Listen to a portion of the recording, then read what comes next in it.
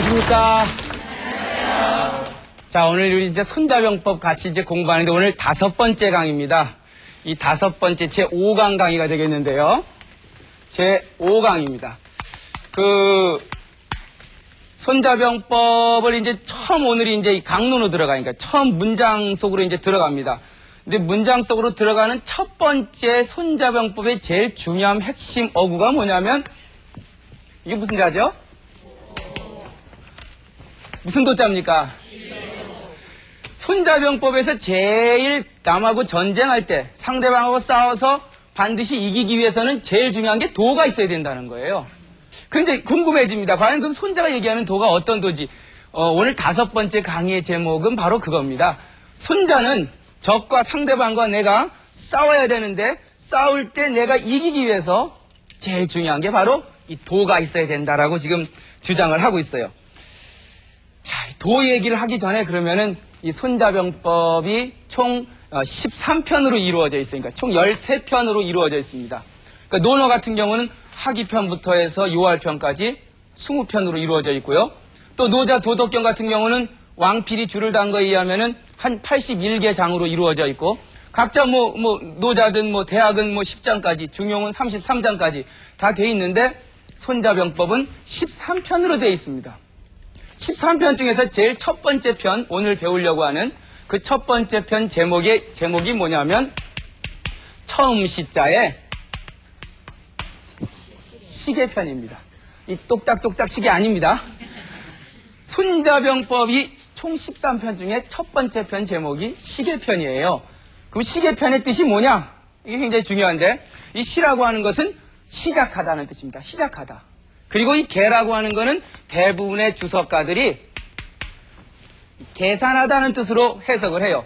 그럼 시계라고 하는 건 요즘 말로 하면 어떻게 우리가 해석할 수가 있어요? 시계편의 제목이 주는 뜻이 뭐예요? 시작하기 전에 계산부터 하자. 이해 가십니까? 결국은 손자라고 하는 사람이 지금 우리가 이걸 놓치면 안 돼요. 손자라고 하는 사람이 중국으로 보면은 저 산동성 제나라 사람이었어요. 이 제나라 사람인 손자가 자기 나라에서 출세하지 않고 저 남쪽에 오나라라고 하는 촌나라, 즉 조그만 중소기업 벤처기업으로 갔단 말이에요. 그래서 자기가 갖고 있는 군사 이론을 총동원해서 오나라를 위해서 뭔가 새로운 어떤 그 기업 정신을 일으켜보려고 했단 말입니다. 근데 오나라의 왕 누구였죠? 함녀라고 하는 사람이 있어요. 그 함녀한테 딱 무릎을 꿇고 처음 얘기하는 거예요. 왕이시여, 제가 이제부터 당신에게 적과 싸워서 이기는 방법을 가르쳐드리겠습니다. 제일 중요한 거는 다른 게 아니라 전쟁을 시작하기 전에, 남과 싸우기 전에, 시작하기 전에 반드시 계산을 해봐야 됩니다. 우리가 잘 아는 손자병법의 그 명구가 있는데 지피지기란 말. 지피지기란 뜻이 뭐예요? 알지자에 적을 알고 나를 알라. 이게 지피지기죠. 적을 알고 나를 알라는 얘기는 뭐예요? 그러면 적의 상황이 어떤지를 정확히 인식하고 내 상황이 어떤지 정확히 인식하라는 뜻이죠. 그래야 100번 싸워도 나는 절대로 적한테 안 무너진다는 거 아니에요. 그 지피지기를 하려면은 적을 알고 나를 알려면 결국은 뭐예요? 계산을 해봐야 돼요. 계산을. 여러분들 저 혹시 그 아파트 그 분양 그 청약할 때 그 계산하고 분양하십니까? 그래요? 뭔 계산을 해요? 제가 볼 땐 고민을 하지. 강남에 된다 그러면 아침부터 그냥 우르르 다 날려가요. 계산 안 해요 요즘. 주식 객장에 나가서 물어보면요, 여러분들은 여러분이 그 주식 투자하기 전에 계산을 두들겨보고 계산하십니까? 글쎄요, 제가 소문에 이게 좋아서 하락해서 그냥 무조건 요즘 사람들이요, 손자가 반드시 어떤 일을 하기 전에 계산부터 하라고 분명히 지적을 하고 있는데, 아직도 우리는 2500년 전 손자만도 못해요. 무조건 남들 가면은 그냥 우르르 따라가고, 저쪽이 좋다면 그냥 우르르 다 이사가고. 자, 손자는 지금 오나라왕 함녀한테 가서 전쟁을 하기 전에 반드시 계산부터 하라고 얘기를 하고 있습니다. 그러면 손자 이전에 다른 사람들은 처음 시작하기 전에 계산을 안 했나 보죠? 안 했습니다. 무슨 뜻이냐면은 적어도 손자라고 하는 사람이 손자병법을 통해서 오나라왕 함녀한테 상대방과 싸우기 전에 반드시 계산부터 해야 됩니다라고 하기 전 시대에는 계산이 손자가 얘기하는 이런 이 두들겨보고 지피지기의 계산법이 아니라 내가 저놈하고 싸우면 이길 수 있을겨. 이게 계산입니까? 그거는 뭐예요? 그냥 막연히 이기겠다고 하는 내가 이민 가면 잘할 수 있을 거야. 이게 계산입니까? 그 이민 간 사람들 얘기들 요즘 많이 나와요. 이민 가갖고 뭐라더라? 굉장히 실패한 사람도 많이 있다 그래요. 왜 실패한 원인이 뭐냐 하면은 뭐예요, 주로? 계산을 안 했대요. 아유, 저는 했어요. 석 달 열을 계산했어요. 그건 계산이 아니라 뭐예요? 이리 뒤척 저리 뒤척 뭐예요? 이사를 갈까요? 이민을 갈까요? 말까요? 고민한 거지 그건 계산한 게 아니에요.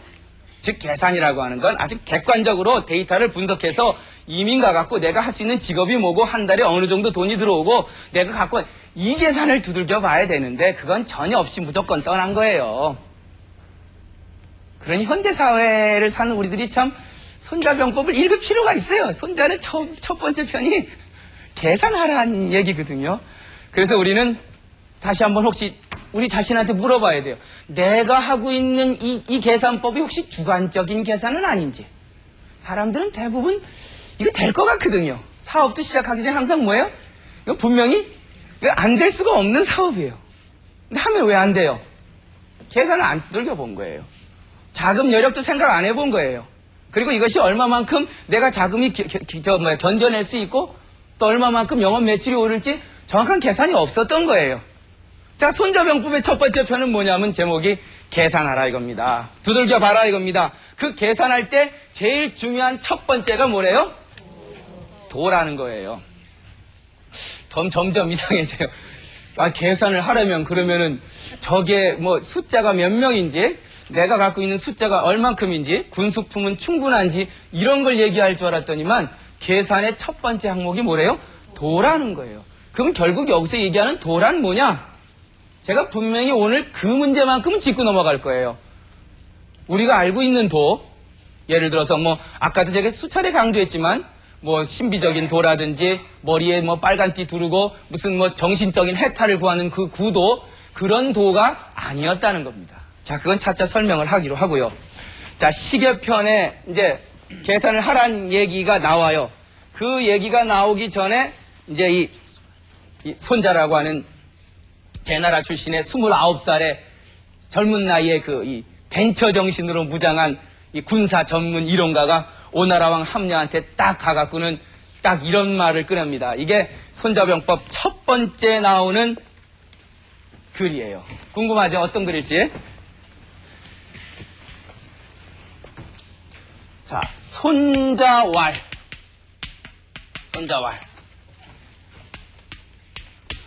병자는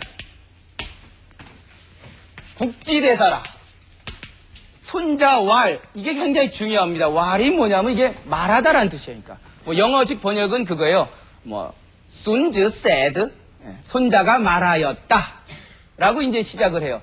근데 논어의 첫 변도 뭐예요? 자왈. 공자가 말하였다. 가만히 보니까 뭐라고 말해? 이런 말을 했는데 결국은 이 말 전체가 뭐예요? 말하였다라고 하는 뜻으로 봤을 때 우리가 그 문장도 문어체가 있고 구어체가 있죠. 구어체라는 게 뭐예요? 입으로 말한다는 거예요. 말한다는 거예요. 그러니까 이게 굉장히 중요해요. 손자왈, 손자가 말하였다. 이 속에는 손자병법 전체가 하나의 구어체 문장이라는 거예요. 구어체 문장이라는 게 뭐예요? 누구한테 얘기하는 거예요. 제가 여러분한테 지금 얘기하는 이 문체가 뭐예요? 이게 구어체예요. 구어체에서 제일 중요한 게 뭐예요? 예? 감동이에요, 감동. 감동을 안 주면은 그 사람 말 못하는 사람이에요. 여러분들 그 회사에서 혹시 이렇게 브리핑 해보신 분 있을 거예요. 상대방한테 이렇게 브리핑을 할 때 제일 중요한 게 뭐예요? 이 말을 하려면 감동을 줘야 돼요. 사장님 앞에서 감동을 줘야 돼요. 하다못해 시장에서 물건을 하나 팔아도요. 붕어빵을 하나 팔아도 뭐예요? 손님한테 어떻게 해야 돼요? 감동을 줘야 돼요. 이 붕어빵이요. 기가 막히게 맛있습니다. 막 악센트도 들어가고 뭐 여러 가지. 그러니까 그 사람 말을 들으면 안 살 수가 없게 만들어야 그게 감동이 전해지는 말이에요. 그러니까 이 손자병법을 우리 이해할 때는 이게 누가 말한 거래요? 손자가요. 그러면 말하는 사람이 있으면 듣는 사람도 있을 거예요. 누가 듣고 있어요? 오나라 왕? 이 오나라의 최고 대왕인 함녀가 지금 듣고 있는 거예요. 그걸 항상 잊지 마셔야 돼요. 아, 우리가 지금 손자병법 어느 구절을 얘기하더라도 이걸 지금 누가 말하고 있어요? 손자가 얘기하고 있구나. 누가 듣고 있어요? 함녀가 있구나. 결국은 말하는 사람은 손자고 듣는 사람은 오나라 왕 함녀인 거예요. 그 말하는 내용이 뭐예요? 그게 손자병법인 거예요. 이해 가시죠?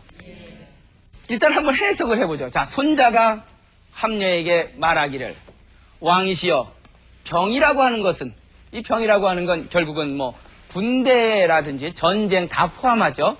이 군대의 일이라고 하는 것은, 전쟁의 일이라고 하는 것은 당신이 지금 갖고 있는 그 나라의 가장 중요한 일이고, 그러니까 나라에서 여러 가지 정책을 펼치는 것 중에 가장 중요한 일이고, 그리고 그 군대라고 하는 것은 당신의 그 백성들이 죽느냐 사느냐는 땅이 바로 그 군대라고 하는 전쟁을 통해서 이루어지고, 또 당신의 나라가 존재하느냐 망하느냐는 기로에 서 있는 거고. 자, 이 세 가지로 얘기하고 있어요. 전쟁이라고 하는 것은 국가의 가장 큰 일이며, 거기서는 백성들이 살고 죽는 기로에 서 있는 땅이며, 국가가 존재하느냐 망하느냐는 중요한 그 길이 바로 전쟁입니다. 그러니 불가 불찰이 아니라 살필 찰자, 잘 삼가 살피지 아니할 수 없을 것입니다. 자, 여기서 지금 이제 제가 한번 그러면 제가 이제 손자라고 생각하고 여러분들이 누구예요? 이제 오나라왕 함녀예요.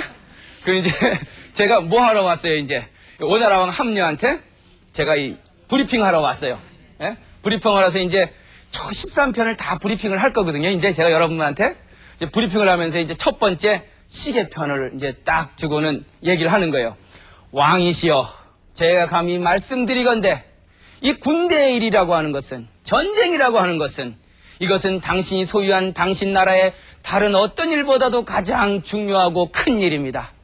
왜냐하면 이 전쟁을 통해서 당신의 국민들이 죽고 살 수 있고, 당신의 나라가 존재하느냐 망하느냐는 기로에 설 수 있기 때문에, 그래서 당신은 이제부터 전쟁을 하기 전에 삼가 잘 살피지 아니해서는 안 될 것입니다. 해석됩니까? 네. 자, 이렇게 일단 그 손자가 오나라왕 함녀한테 전쟁이라는 게 국가에서 참 중요한 일이고, 또 국가의 흥망이 달린 중요한 일이라는 것을 강조를 합니다. 강조를 하면서 그 다음 손자가 하는 얘기가, 그러면은 첫 번째 계산을 하기 위해서는 다음과 같은 계산법으로 한번 따져봐야 된다고 얘기를 해요. 그게 뭐냐면 경지이 오사, 그리고 교지이 7개. 그러니 이 색기정이라. 자, 첫 번째 문장, 손자가 함녀왕에게 말하기를 전쟁이라고 하는 것은 국가의 가장 큰 일입니다. 또 백성들이 죽느냐 사느냐 하는 땅이 바로 전쟁입니다. 전쟁터입니다.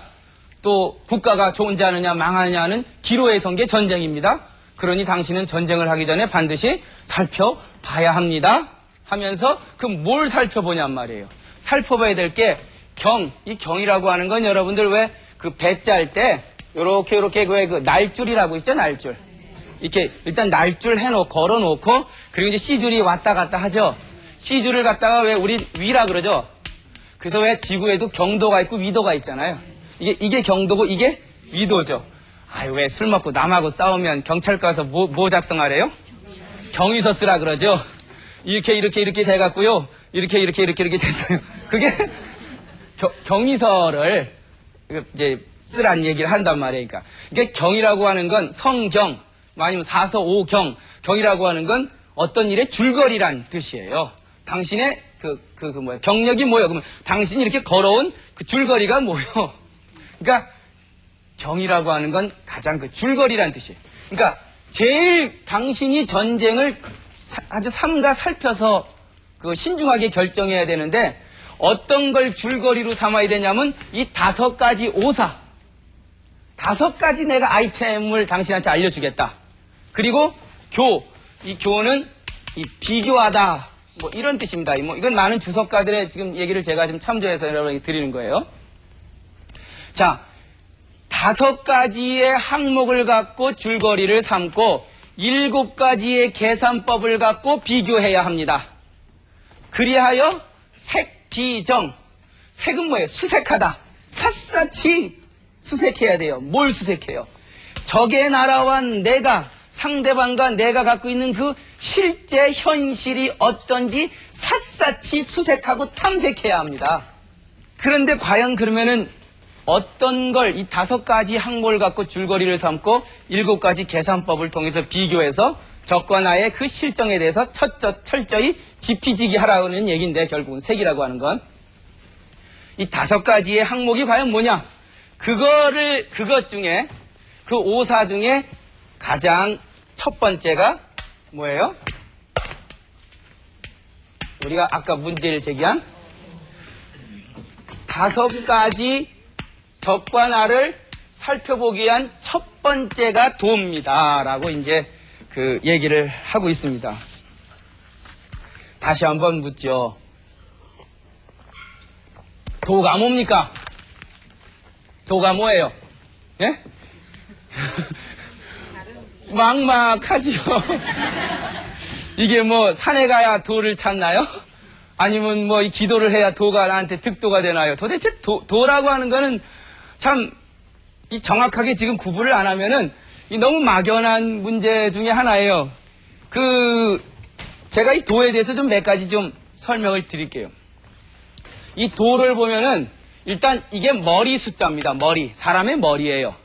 그리고 여기에 요 책받침이라고 하는 게 되어 있는데 요 책받침의 원래 자는 요게 요렇게 된 천천히 갈 착자입니다. 천천히 갈 착자. 그리고 요 머리 숫자 하면은 뭐예요? 누군가가 이렇게 찬찬히 걸어가고 있는 모습이에요, 도는. 그러니까 도는 사전 찾아보면 길도입니다. 길도자잖아요. 뭐 어려울 거 없어요. 그냥 이렇게 머리를 이렇게 휘날리면서 살금살금 걸어가고 있는 게 도예요. 또 이제 그 설문의자 상형을 찾아보면 요게 이제 무슨 요 책받침이라고 하는 걸 다른 말로 하면 이게 단일행자예요. 가행자. 그러니까 단일행자를 또 분석을 해보면 그러니까 단일행자에 머리 숫자를 붙인 거죠. 이 단일행자를 분석해보면 요 왼쪽이 요게 왼쪽 다리 척입니다. 그리고 요거는 오른쪽 다리 촉이에요. 그래서 왜 척 이게 가행자예요. 이게 간다라는 뜻이 결국은 왼쪽 다리 내딛고 오른쪽 다리 내딛고 척 이게 가행자거든요. 근데 이 간다는 뜻의 가행자 가운데 뭐가 들어가 있어요? 지금요 머리 숫자가 들어가 있단 말이에요. 그냥 가는 게 아니라 왼쪽 다리 내딛고 머리로 생각해보는 요 다리 다음 어디로 갈까 생각해보는 거예요. 또 이렇게 내딛고는 요게 아닌 것 같아요. 이게 결국 도라고 하는 거는 한 발짝 가고 생각해보고 내가 어디를 디딜지 또 한 발짝 가고 도라고 하는 건 뭐예요? 결국 끊임없이 한 발짝 가고 생각하고 하면 결국 도라고 하는 것은 생각하면서 간다는 뜻이에요. 이게 무슨 뜻이냐면은요 여러분들 혹시 눈 쌓인 서론을 한번 걸어보신 분 계십니까? 눈이 한 이만큼 쌓이면요 그때 이 설피라는 거 안 신고 그냥 이런 신발 신고 걸어가면 어때요? 예? 발이 푹푹 빠져요. 그러니까 이게 척하고 생각하고 촉하고 가야 되는데 얼마나 어려운 줄 몰라요. 근데 중요한 건 뭐냐면 그 눈길을 갈 때 앞에 가는 사람은 좀 고생스러워요. 왜요? 이게 한번 빠져야 되니까 다시 한번 빼려면 근데 그 뒤에 오는 사람은요. 구멍 난 거 이렇게 들어가면 좀 쉬워. 5번째 오는 사람은요. 더 쉬워요. 맨 뒤에 오는 사람은요. 그냥 가도 돼. 누가 제일 힘들어요? 도라고 하는 건 인도한다는 뜻입니다. 결국은 도라고 하는 건 앞에서 다른 사람을 이끌어 나간다는 거예요. 요즘 말하면 리더십입니다. 손자가 얘기하는 도는 리더십이에요. 저 하늘에 있는 도가 아니에요. 앞에서 뒷사람들을 끌고 나가는 그 능력, 그 정치력이에요. 그거 쉬운 일 아닙니다. 맨 앞에 가는 사람은 어떤 능력이 있어야 돼요? 일단 머리도 뺀돌뺀돌 해야 돼요. 에? 어벙한 놈이 갔다가 뒤에 사람 다 빠져 죽어요. 그 좀 생각도 좀 하고, 이건 아닌 것 같다. 왜 그 전에 다큐멘터리 보니까 저 아프리카에서 발생된 인류가 쫙 해갖고 이 몽골을 거쳐서 저 로키 산맥, 안데 산맥으로 갈 때 인류가 처음 모르는 땅을 갈 때 제일 중요한 사람이 누구냐면 맨 앞에 가는 종족들이에요. 맨 앞에 가는 종족이 길 닦아놓고 여기 괜찮다. 또 가다가 그 종족이 한 10년 있다가 싹 몰살되면 그 다음 종족이 또 앞을 뚫고 나가고 결국은 제 생각엔 그렇습니다. 옛날에 어느 한 집단의 최고 리더는 앞에서 길 잘 보는 사람이었을 거예요. 조그만 부족사회에서. 그러니까 짐승이 나타나면 빨리 대처할 줄도 알고 이 길이 아니라 요 길이다 하고 왜냐하면 옛날엔 이 도로 표지판도 없었을 테니까요. 무슨 지도도 없었을 테니까. 결국은 이 도라고 하는 것은 인도한다 또 아니면 남을 이끌다라고 하는 뜻으로 쓰입니다. 그래서 이 도라고 하는 것은 이제 요즘 말하면 리더십이라고 하는 거예요. 이러한 원문들이 많이 있어요. 중국 철학의 원래 진나라 이전의 많은 사상가들은 도를 하나의 어떤 정치력, 리더십으로 얘기합니다. 예를 들어서 노자의 도덕경에 도, 가도, 비, 상도 이건 많이 들어보셨죠? 물론 이거에 대한 해석은 여러 가지지만 저는 여기서 해석하는 이 도라고 하는 거는 지도자가 갖고 있는 리더십이에요. 지도자가 갖고 있는 리더십을 주위에 있는 사람들이 그 리더십은 요런 리더십이야 라고 할 수 있는 그런 리더십은 진정한 리더십이 아니라는 거예요. 남들이 알아차리면 안 돼요. 그 사람의 그 사장님의 의도를. 그 노자 철학의 특징은 결국은 그 노자가 얘기하는 도라고 하는 것은 국가를 통치하는 그 지도자의 정치력인데 그 정치력이 주변의 신하들한테 저건 저런 거야 라고 알아차리면 이미 그 사람의 리더십은 없는 거예요. 그 경영자가 어떤 정책을 내놨는데 그 정책을 노동자들이 저거 우리 몇 시간 더 일하게 하려고 하는 거 그렇게 알아차리면요. 그건 빵점이죠, 빵점. 엄마가 아이 공부시킬 때 얘야 사탕 줄게 공부해라. 그 애가 우리 엄마가 사탕 주는 데 이뻐서 주는 게 아니라 나 공부하라고 주는 거야. 이거 알아차리면 훌륭한 엄마의 리더십이 아닌 거예요. 결국은 노자가 얘기하는 도가도 비상도란 얘기는 정치가의 리더십이 리더십이라고 알아차려지는 리더십이라면 그건 진정한 리더십이 아니라는 겁니다. 이것뿐만이 아니라요. 그 논어에도 보면 도천승지국이란 말이 나와요. 예? 천대의 수레를 동원할 수 있는 나라를 리드해 나갈 때는, 이끌어 나갈 때는 경사이신하며 국가의 대사를 결정할 때 공경이 결정하여서 일반 사람들로 하여금 믿음을 얻을 것이며 절용이 애인하며 국가 재정 사용을 절약하여 그 남는 걸 갖고 모자른 사람에게 보태줄 것이며 삼인이시니라 백성들을 부릴 때 그 정확한 농번기 농한결을 가려서 부역을 시켜야 하느니라. 이때 논어에서도 도가 단순히 길도자가 아니라 천대의 수레를 끌어가는 리더십, 정치력으로 해석이 됩니다. 자, 다시 한번 강조하지만 이 도라고 하는 것은 특히 그 진나라 이전 손자가 살던 시대의 도라고 하는 것은 누구를 이끌어간다, 누구를 통치한다 라고 하는 거예요. 그 다음에 도라고 하는 것이 첫 번째는 리더십이고, 도의 두 번째는 도는 현실입니다. 이게 무슨 뜻이냐면 결국은 도는 구름 위에 있는 게 아니라는 거예요. 그 중용에 이런 말이 나와요. 이 도, 불, 도불원인. 도라고 하는 건 멀지 않다. 누구에게서요? 그쵸. 길이라고 하는 것이 사람에게서 멀면 안 되죠. 에? 결국은 도라고 하는 것은 인간 세계를 떠나서 있는 게 아니에요. 푸른 산에 가서, 청산에 가서 동굴 안에 도가 있어요? 동양엔 거기에 도가 없어요. 어디 있어요? 동대문 시장에 오면 있어요. 동대문 시장 어디 가면요?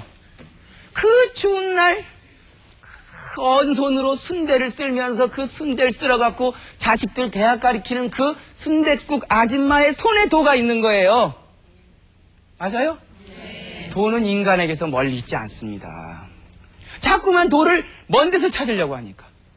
자꾸만 도를 커다란 성당을 짓고 교회당을 짓고 뭐 절을 짓고 그 안에다 금부천이 높은 성당 속에서 자꾸만 도를 찾으려고 그러니까 거기에 도가 나와요. 도가 어디 있어요? 바로 우리 옆에 있어요. 어머님이 맛있게 콩나물국 끓여주는 그 마음 속에 도가 있는 거고, 그리고 부모가 자식을 아끼는 마음, 자식이 부모의 은혜에 보답하는 그 마음 속에 도가 있는 거예요. 결국 도는 현실입니다. 현실. 저 관념이 아니에요. 저 구름 위에 있는 게 아니에요. 자, 손자병법에서 얘기하는 도라고 하는 건 결국은 현실이라는 거, 현실. 예. 도에 대해서 지금 얘기하고 있는데 좀 몇 가지 하나 더 설명드릴게요. 장자라고 있습니다. 장자. 이 장자라고 하는 책에 나오는 얘기예요. 누군가가 이제 동각자라고 하는 사람이 있었는데 장자한테 이렇게 갔어요. 이제 장자라는 사람은 좀 이렇게 뭐랄까, 멋진 옷 입고 폼 잡기보다는 차라리 그냥 이 하천변에서 그냥 내 나름대로 자유 인생을 누리면서 살길 바라는 그런 스타일이에요. 자, 동각자라는 사람이 장자한테 갖고 이렇게 물어요. 장자 선생님, 도가 어디 있습니까? 이 장자 지부기 편에 나오는 얘기예요. 장자가 뭐라 그랬냐면 이렇게 들어서 이렇게 보니까 저 옆에 땅에 이 땅강아지하고 개미가 지나가고 있어요. 저 땅강아지하고 개미 속에 도가 있다. 러위, 이 땅강아지 루자에 개미 의자. 그러니까 물어본 사람이 민망하잖아요. 왜요? 도라고 하는 게 좀 멋있는 데 있을 줄 알았는데, 좀 웅장하고 좀 그런 데 있을 줄 알았더니만 어디에 있대요? 땅강아지하고 개미 속에 도가 있대요. 아이고, 왜 이러십니까? 놀리십니까? 도가 그렇게 밑따진 데 있을 리가 있습니까? 좀 한번 얘기해 보세요. 숨기지 말고. 그래? 이렇게 보니까 저쪽에 웬 이 갈대풀 쭉쟁이가 하나 자라고 있거든요? 저 갈대풀 쭉쟁이 속에 도가 있다. 누구 놀리시는 겁니까? 또 물었죠. 그때 이렇게 장자가 또 옆에 보니까 아마 기와장도 있고 깨진 벽돌장도 있었던 것 같아요. 저 깨진 벽돌장과 기왕장 속에 도가 있다? 이러지 말고 좀. 마지막으로 장자가 뭐라는 줄 알아요? 이제 옆에 길가에 아마 소가 똥을 이렇게 놓고 쉬 하고 똥 위에다 그냥 쉬 하고 했던 거예요. 저 똥과 오줌 속에 도가 있다? 마지막 결론은 도라고 하는 것은 우리가 살고 있는 우리의 그 실제를 떠나지 않는다는 겁니다. 언제부터 떠나게 됐는지요? 그 뒤로 위진남북조 시대를 거치면서 이 인간 사회에 있는 도가, 부부간의 도가, 부자지간의 도가, 형제간의 도가 어느덧 저 먼 데로 도망가 갖고는 거기 가서 도를 찾고 있어요. 그 도를 끌고 내려와야 돼요, 우리한테로. 도는 먼 곳에 있지 않다 이겁니다. 그래서 다시 한번 정리지만 도는 정치가의 리더십이에요. 도는 현실입니다. 손자가 얘기하는 도를 한번 보죠. 손자의 도는 뭐냐면요. 원문을 쓰면서 한번 강의를 해보겠습니다. 손자의 도는 이제 손자의 원문이 나오는 거예요. 도자는, 도라고 하는 것은, 이게 손자 원문입니다. 도라고 하는 것은 영민 여상 동의하라. 하여금영자입니다. 하여금영자. 자기가 소유한 저 민중들로 하여금 윗사람과 더불어서 함께 뜻을 갖게 만드는 게 도다. 에? 그러므로 가히 윗사람과 더불어서 죽어도 같이 죽고 그리고 더불어서 살아도 같이 살아. 그리하여 어떠한 위험에도 두려워하지 않는 게 도다. 자, 다시 해석해요. 도가 뭐래요? 손자가 남과 내가 싸워서 이겨야 될 5가지 항목 중에 첫 번째로 제시한 게 도인데, 그 도라고 하는 건 뭐예요? 그 바로 도라고 하는 거는 백성들로 하여금, 내가 군대를 보내려면은 병사들이 나갈 거 아니에요. 그럼 그 병사들로 하여금 나를 모시고 있는, 내가 모시는 그 군주와 같은 뜻을 갖게 만든다는 거예요. 그래서 전쟁터에 나가서 내가 죽어도 같이 죽고 살아도 같이 산다는 불굴의 의지를 갖게 만드는 게 도라는 거예요. 이게 무슨 뜻이에요? 결국은 전쟁을 하시오, 나는 그냥 나가서 싸우다 올라, 이게 아니라는 거예요. 도라고 하는 건 결국은 상하가 일치돼서 정치적으로 합의가 돼서, 왜 미국이 9월 11일 날 테러를 당하고 공격하기까지 한 달 정도 시간이 걸렸어요? 국민적 합의를 이끌어내기 위해서죠. 예? 이 국민적 합의가 돕니다. 손자가 얘기하는 싸워서 이기는 첫 번째 방법의 첫 번째가 뭐냐? 5가지 중에 첫 번째가 결국은 국민적 합의를 이끌어놔야 된다는 거예요. 국민적 합의라는 게 뭐예요? 결국은 이 싸움은 반드시 싸워야 된다라고 하는 그런 국민적 합의가 바로 이 도라고 하는 겁니다.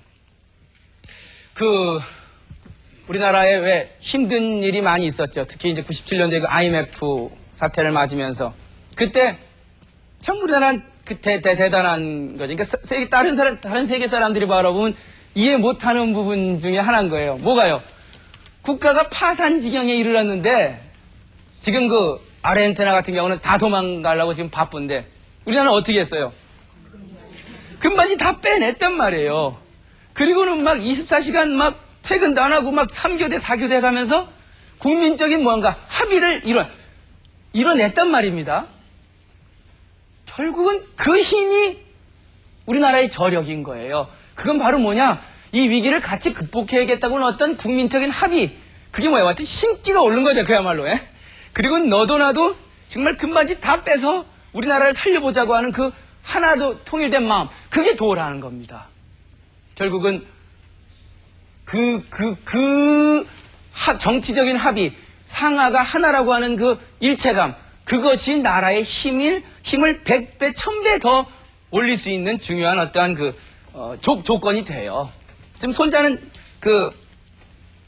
전쟁을 하기에 앞서서 이 전쟁이라고 하는 건 사람들이 죽을 수도 있고 살 수도 있는 땅이다.